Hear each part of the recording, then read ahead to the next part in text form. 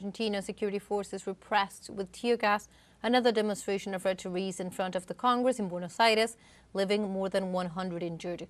The protest, organized weekly to demand pension increases and a new pension formula, faced an operation that included the federal police, gendarmerie and prefecture, who restricted traffic and threw chemicals against demonstrators, including minors.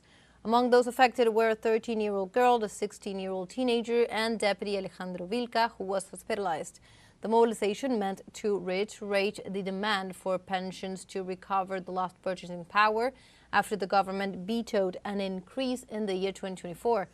Organizations such as UTEP warned that they will continue the protest until they get answers. And just 3 days after the runoff elections in Ecuador, the President for Citizens Revolution Movement, Luisa González, revealed Thursday new irregularities of the electoral process held Sunday. The González team denounced the existence of tallies without signatures, altered voter registers, and more votes than voters, among the most serious irregularities found. The team urged the National Electoral Council to publish the signed tallies and to conduct a public hearing to audit the results. On the other hand, González accused Daniel Noboa of taking advantage of his position as head of state while he was a presidential candidate, issuing decrees and official appearances for the benefit of his campaign.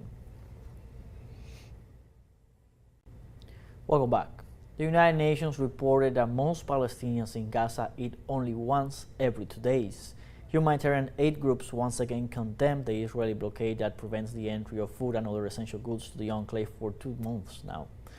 The United Nations Humanitarian Office denounced that most of the 2 million inhabitants of Gaza depend on soup kitchens, which can only prepare about 1 million meals a day. Authorities added that thousands of children suffer from malnutrition since these meals consist mainly of rice or pasta.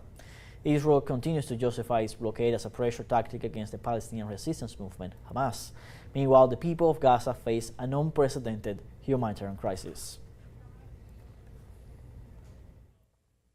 And in the United States, 2 people were killed and at least 5 were wounded after an active shooter opened fire on the Florida State University campus in Tallahassee Thursday.